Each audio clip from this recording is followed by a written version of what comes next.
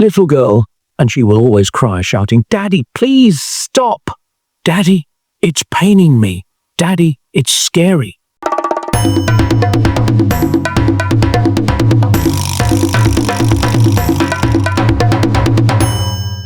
In a small town called Cato, there lived a little girl named Lua. She was just 7 years old, and she lived with her parents, Mr. Ari, and her mother Asa.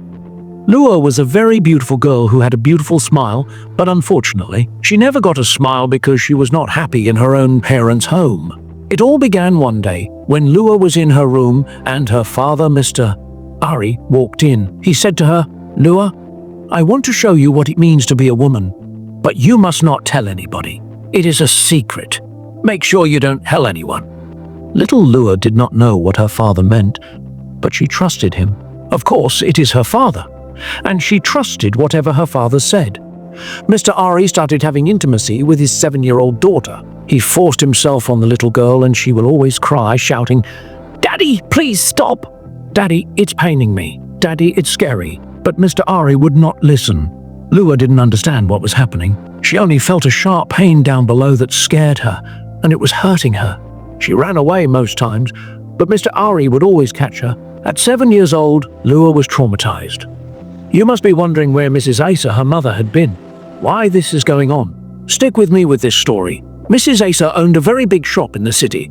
She owned the biggest fabric shop in the city where everyone comes to buy from her at wholesale prices. She was always in her shop.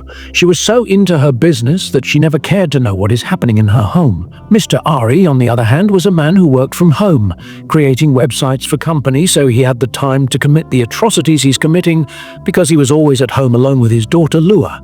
One day, Mrs. Asa was sitting on the dining table, calculating and counting money as usual.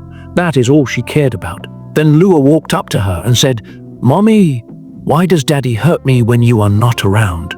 Lua's voice was small and trembling, but her mother Asa didn't even look from the pile of papers spread across the dining table. Asa was a very businesswoman, always focused on her shop and money. Nothing else mattered, and she responded to Lua's question. "Lua, please, not now." Flipping through her ledger, her attention was fixed on the numbers. "Can't you see that I'm busy? You know how hard I work to make sure we have enough. Just go and do your homework." "But, Mom," Lua said again, her voice cracking as she stood there, clutching the hem of her shirt, desperate for someone to listen to her. Lua said, "I am busy," Asa snapped, finally looking up, her eyes flashing with impatience. "You always bring up silly things when I'm trying to work. Go to your room." Lua swallowed hard, her words dying in her truth. She wanted to scream, to beg her mother to hear her, but she knew it was pointless. Her mother never listened, never seemed to care about anything but the shop. So Lua turned quietly and went to her room, her heart heavy with a secret she was forced to carry alone. Mr. Ari continued to sneak into Lua's room every night, and whenever Madame Asa went to the shop, he always had his way with his daughter. He would always tell Lua to keep it a secret, that he was only trying to make her feel like a woman. And Lua would always say, "Daddy, but it is always painful. I don't like it. I'm going to tell Mommy." And the father would always shout at Lua, "If you tell anybody, you will die. Do you want to die?" And out of fear, innocent Lua would say no, and she would keep it to herself. But deep down, she needed someone to talk to. She needed attention. She needed someone to express her pains and feelings to. Oh dear Lua. She wanted to talk to her mother, but her mother never gave her a listening ear. It was as if she was all alone in the world. Her father, who was supposed to be protecting her, was committing all of this with her. And her mother, who was supposed to be her guardian angel, was never available for her.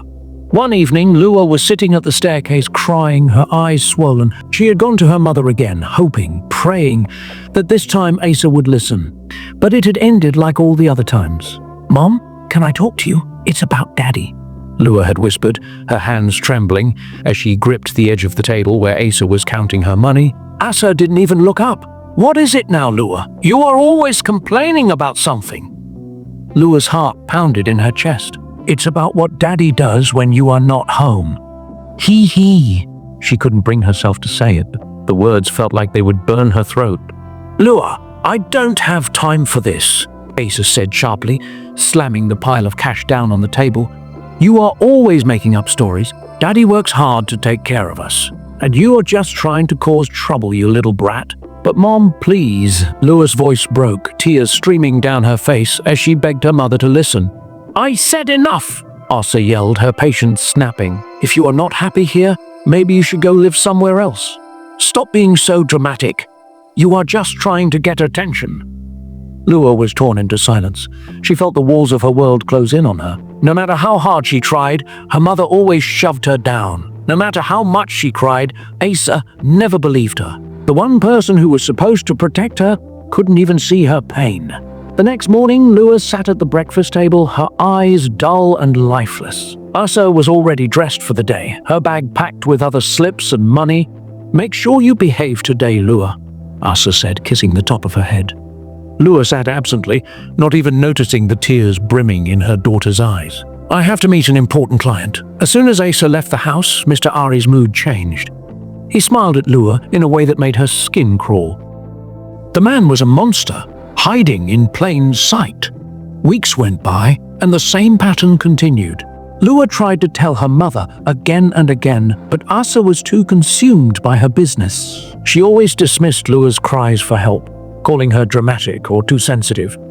Every time Lua tried to speak up, Asa would say things like, "Don't you see how hard I'm working? You're lucky to have a roof over your head, Lua. Stop making up stories." Lua gave up after a while. She stopped trying to talk to her mother, stopped hoping that anyone would save her. She retreated into herself, becoming quieter, her laughter fading into silence. Things grew worse for Lua until one day, Asa finally caught a glimpse of the truth. She returned home early from work, something she never did, and found Mr. Ari in Lua's room, doing the very thing Lua had tried to warn her about. She met her husband, Mr. Ari, having intimacy with their 7-year-old daughter. Asa's world crumbled in an instant. She screamed, pushing Mr. Ari away and cradling Lua in her arms. For the first time, she realized what her daughter had been trying to tell her all along. Asa called the authorities and Mr. Ari was taken away. In his defense, he said Asa was not always available for him. Asa was always busy with her business, and he needed companions and company. Can you imagine the defense, dear viewers? Is that an excuse? Anyways, Lua was taken for counseling, where she slowly began to heal from the trauma she had endured for so long. Asa rocked with guilt, quit her job, and dedicated herself to rebuilding her relationship with her daughter. She had learned the hard way that money and business couldn't replace the love and care a child needs. As for Mr. Ari, the monster father, he was sent to life in prison, and he spent the rest of his life in jail. The moral of the story is simple. Always listen to those who come to you with their pain, especially children. Ignoring their cries for help can lead to more suffering. You never can tell what they have in mind to say to you. No amount of money or success is worth losing the ones you love. Thank you so much for listening to this story. I hope you learned a lesson. To be a good parent, to be a listening parent, not a mother like Asa and not a father like Mr. Ari. My name is Sochima. I make folktale stories. I'm pleased to meet you. Please be a part of my growth. Please kindly click on the subscribe button, turn on the notifications, so when I post more stories like this, you'll be the first to get them. And if you're a returning subscriber, hey, thank you so much for listening to my stories. I really appreciate your support, and if you can still hear my voice, it means you watched the story to the very end. You're the real MVP. Thank you so much. I do not take your support for granted. See you in my next video. Bye-bye.